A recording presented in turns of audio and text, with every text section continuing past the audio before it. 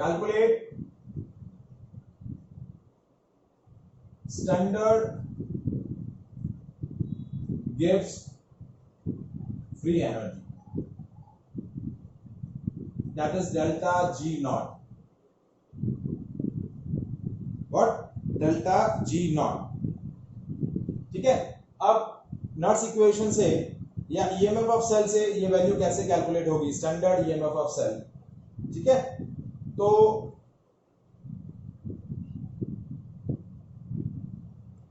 Calculate करने का तरीका देखिए. यहां हम थोड़ा सा एक फिजिक्स का कंसेप्ट यूज करते हैं. फिजिक्स का कंसेप्ट क्या है देखिए. Potential difference between 2 points in a field is what? Work done per unit charge. क्या होता है? Work done per unit charge. तो वर्क डन कितना हुआ? Potential difference into charge. अब आप जो इलेक्ट्रोकेमिकल सेल यूज कर रहे हैं, इस इलेक्ट्रोकेमिकल सेल में क्या कर रहे हैं? चार्जेस और point charges or charges are flowing from one end to another end, यानी from one container to another container. तो देखिए पोटेंशियल डिफरेंस आपका क्या है? E cell. पोटेंशियल डिफरेंस क्या है? EMF of cell. और Q क्या है? The charge. और Q की वैल्यू कैसे कैलकुलेट करेंगे? Q हो जाएगा N into F. N into F क्यों लिया? देखिए एक रिलेशन हमने फिजिक्स के अंदर डिस्कस किया था, Q is equals to N into E. क्या होता है? Q is equals to N into E. एक इलेक्ट्रॉन यदि है, यदि नंबर ऑफ इलेक्ट्रॉन N है और उनका चार्ज कितना है? 1.6, तो Q की वैल्यू क्या हो जाएगी? N into E. Q is equals to N into E. तो यहाँ Q की वैल्यू हम क्या ले लेंगे? N into F. F क्या है? The charge acquired by 1 mole electrons. ये क्या है? The charge acquired by 1 mole electron. अब यहाँ मैं नंबर ऑफ इलेक्ट्रॉन्स जो है 1 मोल क्यों लिए? Because the electrolytic solution consist of ions and there concentration is given in a molarity. उनकी कंसंट्रेशन किस में दे रखी होती है? मोलैरिटी में दे रखी होती है. और मोलैरिटी क्या होती है? Number of moles present in 1 litre solution. तो यहाँ जो चार्ज लेंगे वो क्या लेंगे? 1 मोल इलेक्ट्रॉन का लेंगे. तो वर्क डन आपका कितना आया? NFE cell. ये आपका वर्क डन का एक्सप्रेशन आ गया. Work done to moving charges from one end to another. तो here we have calculate the maximum work done. और मैक्सिमम वर्क डन और गिव्स फ्री एनर्जी में क्या रिलेशन होता है? That maximum work done is negative of gives free energy. या फिर हम इसको इस तरीके से लिखते हैं that gives free energy is negative of work done. Gives free energy is equals to negative of work done. ये रिलेशन होता है, थर्मोडायनेमिक रिलेशन है. तो delta G is equals to minus of negative of maximum work done. तो अब maximum work done का हम relation क्या निकाल चुके हैं? NFE cell. क्या निकाल चुके हैं? NFE cell. तो डेल्टा G को जब हम इससे रिलेट करेंगे तो रिलेशन क्या आया? देखिए delta G is equals to minus NFE cell. ये आपका गिव्स फ्री एनर्जी आ गया. और स्टैंडर्ड गिव्स फ्री एनर्जी क्या आ जाएगा? Minus NFE naught cell. ये आपका आ गया गिव्स फ्री एनर्जी. यदि गिव्स फ्री एनर्जी कैलकुलेट करना है तो हो जाएगा minus N into F into E cell. और स्टैंडर्ड गिव्स फ्री एनर्जी कैलकुलेट करना है तो माइनस NFE नॉट सेल. ये रिलेशन याद रहेगा. तो that is the third application of Nernst equation. Nernst equation की हेल्प से हम E सेल कैलकुलेट कर सकते हैं. नर्स इक्वेशन की हेल्प से हम E नॉट सेल कैलकुलेट कर सकते हैं. और उन इक्वेशन से आप क्या कैलकुलेट कर सकते हैं? Standard gives free energy change. Delta G is equals to minus NF E cell और delta G naught is equals to minus NF E naught cell. अब देखिए हमने E naught cell का एक रिलेशन यहाँ पहले डिस्कस किया था सेकेंड एप्लीकेशन में, that is 2.303 RT by NF log Kc. E naught cell की वैल्यू जैसे यहाँ प्लेस करेंगे तो देखिए delta G naught is minus NF into 2.303 RT by NF log of Kc।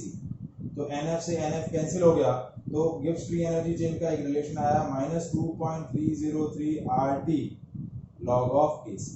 तो ये गिब्स फ्री एनर्जी चेंज और इक्विलिब्रियम कांस्टेंट में रिलेशन आ जाएगा। तो सारे पैरामीटर्स एक दूसरे से इंटर रिलेटेड हैं। तो यहाँ थर्ड एप्लीकेशन में हमने दो रिलेशन डेराइव किए।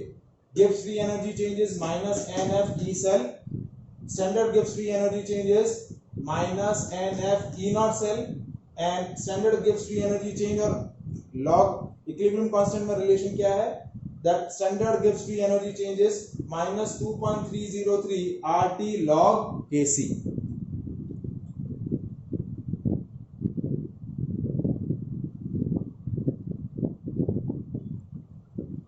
Is it clear? Now we'll discuss the numerical questions on a Gibbs free energy change and the equilibrium constant. So first question, calculate the maximum possible electric work that can be obtained from Daniell cell under the standard condition at 25 degree centigrade। ठीक है, मतलब आपको क्या check करना है, you have just calculate the maximum work done that can be obtained under the standard condition। ठीक है, आपको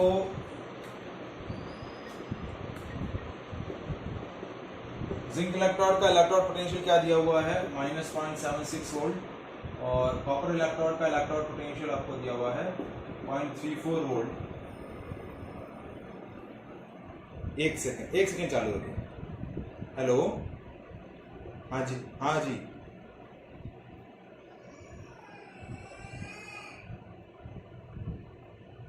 ठीक है, मैं बात करता हूँ।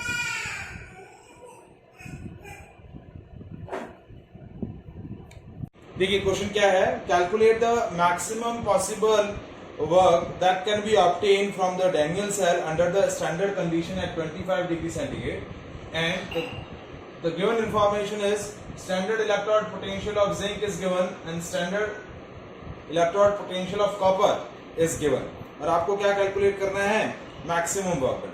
तो मैक्सिमम वर्क डन क्या होता है, NF E सेल। अब स्टैंडर्ड कंडीशन में कैलकुलेट करना है, तो यहां हो जाएगा maximum work done is NF E not cell. क्या हो जाएगा, E नॉट सेल, क्योंकि स्टैंडर्ड कंडीशन में कैलकुलेट करना है। तो now E not cell is E not cathode minus E not anode,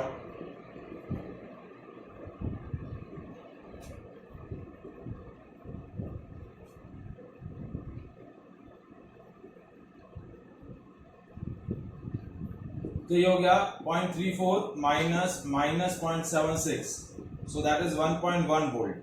E not cell कितना आ गया आपका, -1.1 volt. Now during this process the number of electron exchange, Daniell cell के अंदर नंबर ऑफ इलेक्ट्रॉन एक्सचेंज कितने होते हैं, 2, और F की वैल्यू है 96500 कूलम। ये फैराडे कांस्टेंट होता है, तो इसकी बाय डिफॉल्ट वैल्यू आपको क्या लेनी है, 96500। ठीक है, तो ये वैल्यू हम जैसे ही प्लेस करेंगे तो मैक्सिमम वर्क डन कितना आ जाएगा, that is 2 into 96500 into 1.1, so that is the amount of maximum work। ठीक है, तो इसको सॉल्व करें तो that is 212.3 kilo joule, that is the value of maximum work.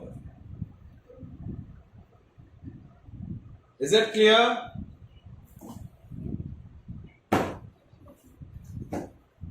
समझ में आया? हेलो, समझ में आया आप सब लोगों को? ठीक है, चलिए देखिए नेक्स्ट क्वेश्चन है। आपको क्वेश्चन दिया है, the cell in which the following reactions occurs and E naught cell is 0.236 volt at 298 Kelvin, calculate the standard Gibbs free energy and the equilibrium constant for the cell reaction। आपको एक cell reaction दे रखी है उस cell reaction के लिए आपको standard Gibbs free energy change calculate करना है और इक्विलिब्रियम कांस्टेंट कैलकुलेट करना है। ठीक है, now cell reaction is what,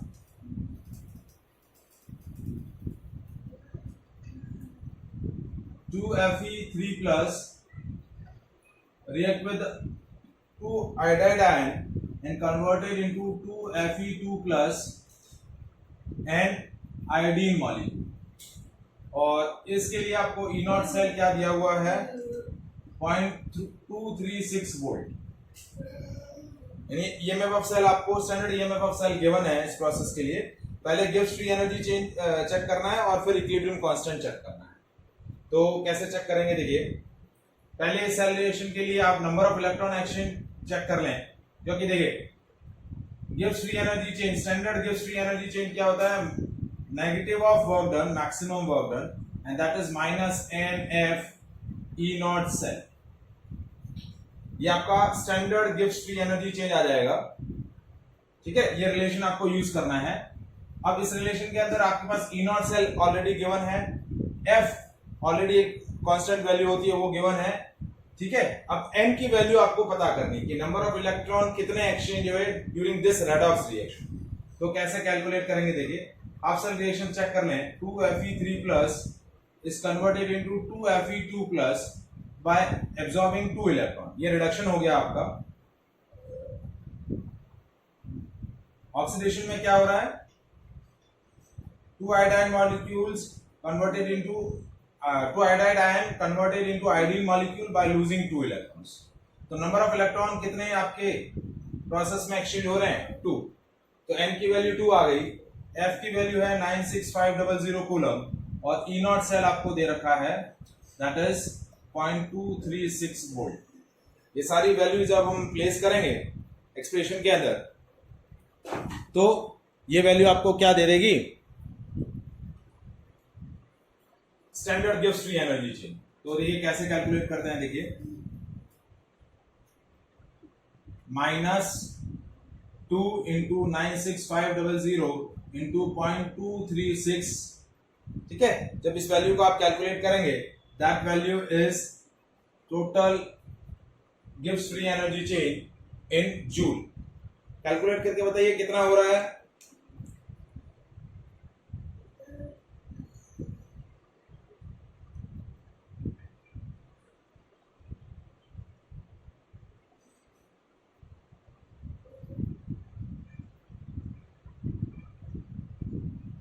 कितना वैल्यू आ रहा है,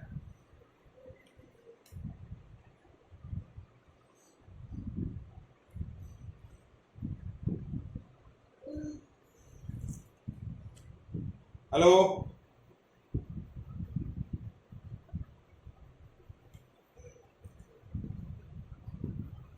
45,540।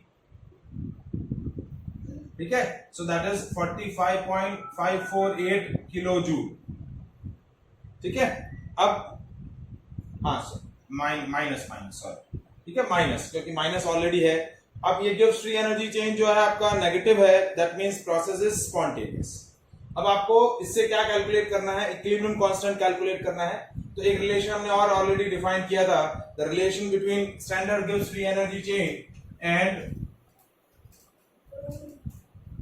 Equilibrium constant. तो delta G not is equal to -2.303 RT log of Kc। ये रिलेशन भी हमने लास्ट सेशन में डिस्कस किया था। तो अब देखिए आपके पास standard Gibbs free energy change है, R की वैल्यू है, T की वैल्यू है, log Kc की वैल्यू कैलकुलेट हो जाएगी। तो देखिए -45,548 is equal to -2.303 into R की वैल्यू 8.314। टेम्परेचर आपको दे रखा है 298 kelvin into log of Kc। तो लॉग Kc का वैल्यू देखिए कितना आया, देखिए माइनस से माइनस कैंसिल हो गया, प्लस हो गया। तो 45,548 डिवाइड बाय 2.303 इंटू 8.314 इंटू 298। ठीक है, कैलसी से सॉल्व करिए, कितना वैल्यू आ रहा है,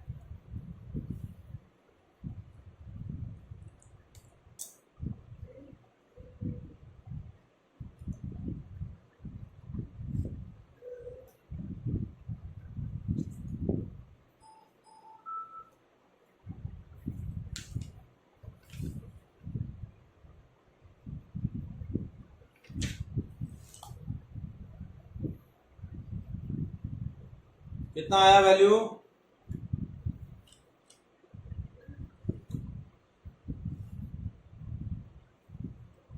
548 divided by 2.303 divided by 8.314 divided by 2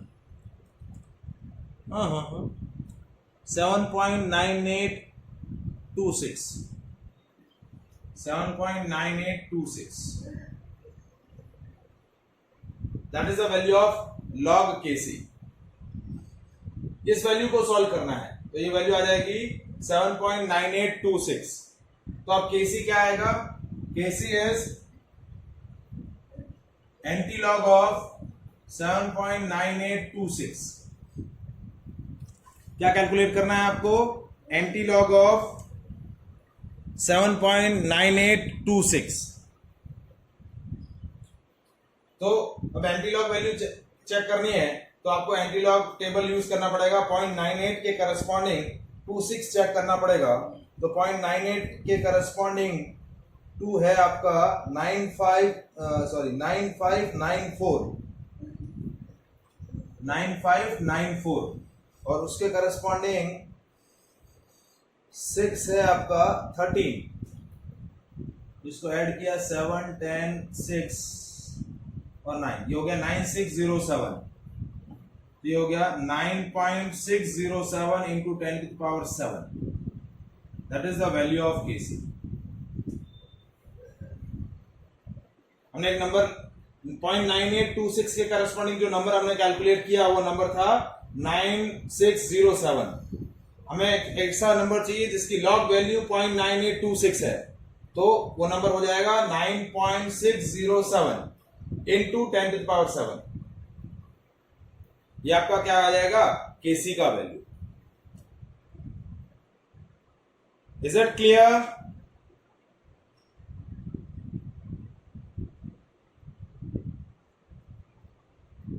any doubt? कि देखिए आपको दो रिलेशन याद रखने हैं. एक तो रिलेशन आपको याद रखना है ये वाला, और दूसरा delta G not is equal to minus NF E not cell, और यदि आपको गिब्स फ्री एनर्जी चेंज पूछा जाए तो माइनस NF E सेल. अब एक क्वेश्चन हम इससे इस आर्टिकल से रिलेट कर देते हैं जिसमें हमें पहले E सेल कैलकुलेट करना पड़ेगा और फिर E सेल के बेसिस पे हम standard Gibbs free energy change calculate कर लेंगे. तो देखिए क्वेश्चन आपको दिया है, write the Nernst equation and calculate the delta G for the galvanic cell and the cell is given. Cell क्या दे रखा है? देखिए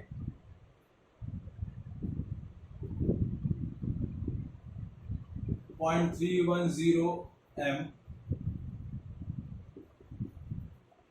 Ag plus 1 into 10 to the power minus 4 Ag. ठीक है, ये गैल्वेनिक सेल दे रखा है आपको, और कॉपर इलेक्ट्रोड का इलेक्ट्रोड पोटेंशियल दे रखा है 0.34 वोल्ट, और जिंक इलेक्ट्रोड सिल्वर इलेक्ट्रोड का है 0.80. ठीक है, सॉरी माइनस. ठीक है, ये दोनों वैल्यूज दे रखी है, माइनस नहीं होगा, प्लस ही होगा. ठीक है, अब इसके लिए आपको क्या कैलकुलेट करना है? Gibbs free energy change calculate करना है, डेल्टा G कैलकुलेट करना है. So delta G is what? Minus NF E cell, और E सेल कैलकुलेट करने के लिए E not cell minus 0.0591 upon n log concentration of product ion upon concentration of reactant ion.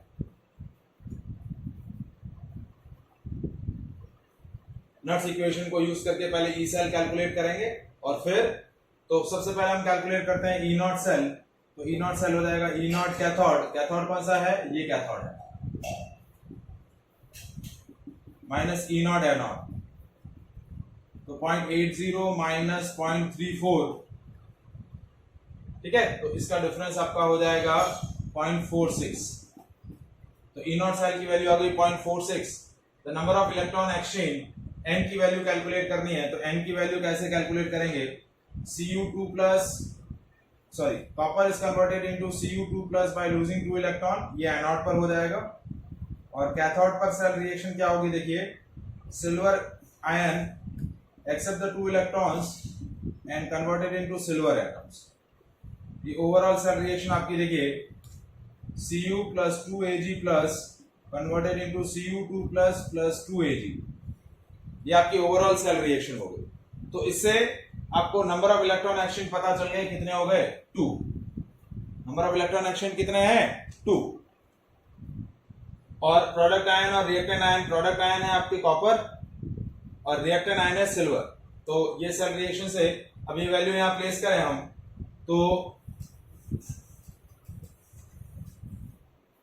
E cell is equals to E naught cell minus 0.0591 upon 2 log of concentration of product ion divided by concentration of silver ion का square.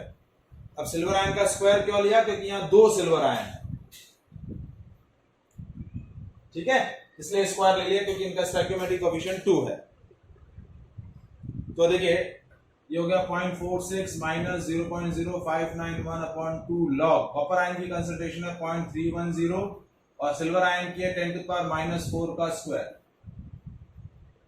तो ये value हो गई देखिए minus 0.46 minus 0.0591 upon 2 log, ये 0.130 into 10⁸ -8 था नीचे, ऊपर आ गया 8 हो गया, ठीक है। और इसको हम सॉल्व करेंगे तो ये हो जाएगा 13 इंटू 10⁻⁶, क्या हो जाएगा? लॉग 13 इंटू 10⁻⁶, ठीक है। अब इसको सॉल्व करना है। 0.46 माइनस ये मैंने ले लिया 0.03 सिंप्लीफिकेशन, और यहां लिख दिया log 13 प्लस 6 log 10, क्योंकि 10 टू यहाँ log a b का फॉर्मूला क्या लगाया? log a plus log b, और ये जो 10⁻⁶ था 6 आगे आ जाएगा, तो ये हो गया 6 log 10, ये हो गया 0.46 माइनस 0.03। log 13 के लिए हम क्या करेंगे? log टेबल यूज करेंगे। log 13 की वैल्यू आ जाएगी 1.139। देखिए log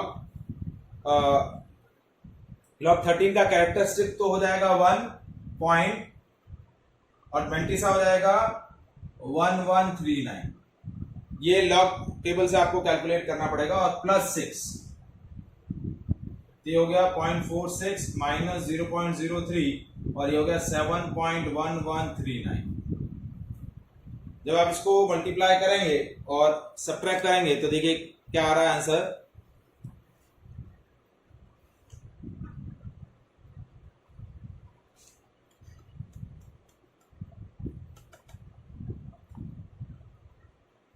.246, तो 0.46 माइनस 0.246 सब्ट्रैक्ट करें, कितना आ रहा है वैल्यू? ठीक है, तो माइनस करने के बाद आंसर आ रहा है 0.246 वोल्ट, ठीक है। ये आपका ई सेल आ गया। अब मुझे क्वेश्चन के अंदर क्या कैलकुलेट करना है? Delta G. क्या कैलकुलेट करना है? डेल्टा जी की value. So delta G is equals to minus NFE cell, तो -2 इंटू 96500 इंटू 0.246, ठीक है। तो सॉल्व करके बताइए कितना आ रहा है वैल्यू ये?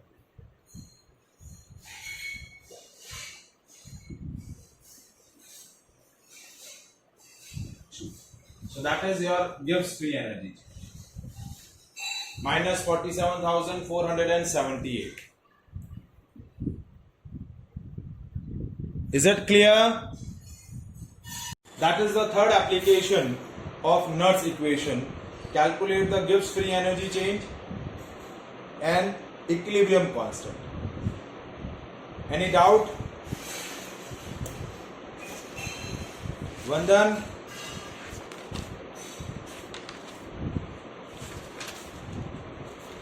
ठीक है।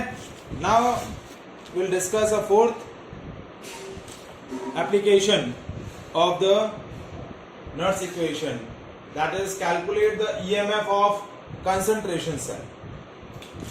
Calculate the EMF of concentration cell. Now concentration cell is different from electrochemical cell. Normally एक तरीके का वो इलेक्ट्रोकेमिकल सेल ही है, लेकिन नॉर्मली जो अब तक हमने इलेक्ट्रोकेमिकल सेल डिस्कस किए उसमें क्या हमने डिस्कस किया कि both the electrodes are of different material and are dip into their respective electrolytic solution.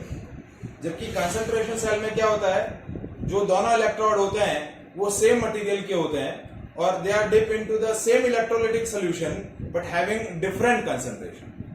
जैसे फॉर एग्जांपल कि हम क्या ले लें, we are taking a copper electrode, so we are taking 2 copper electrode dip into the copper sulphate solution, but both the electrolytic solution of copper sulfate have a different concentration. एक ही concentration कम होगी, एक ही concentration ज्यादा होगी.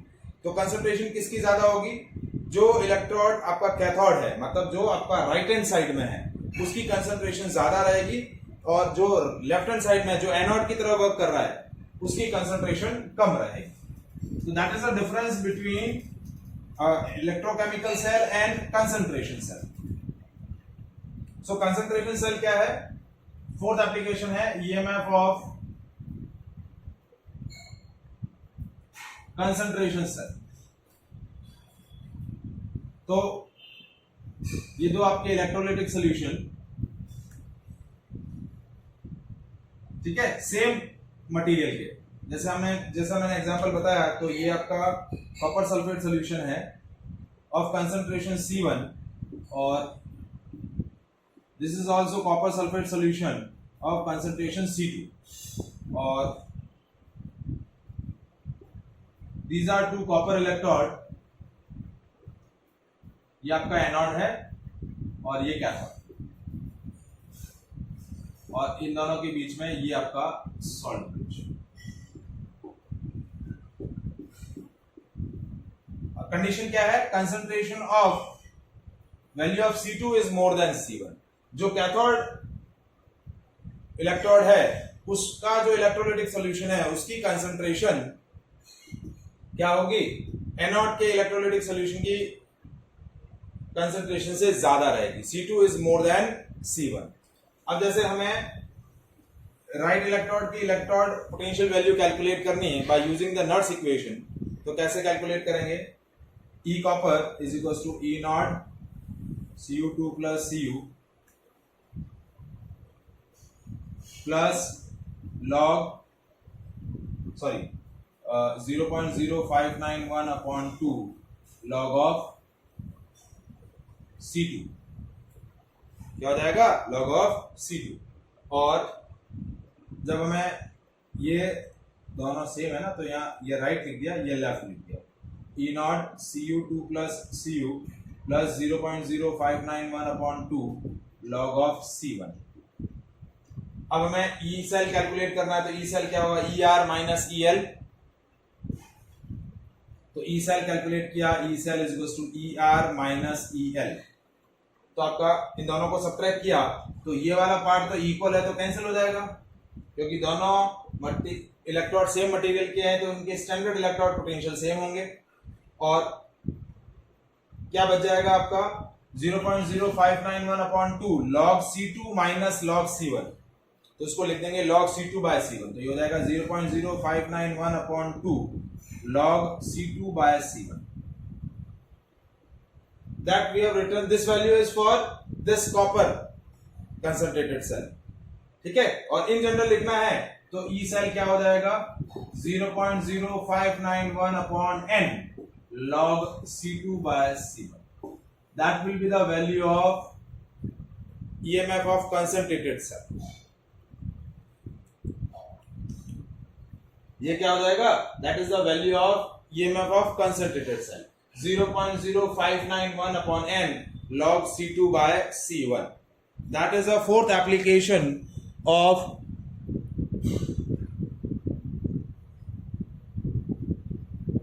the Nernst equation. Is that clear?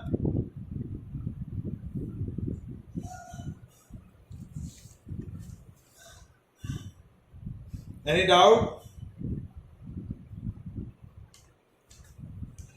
देखिए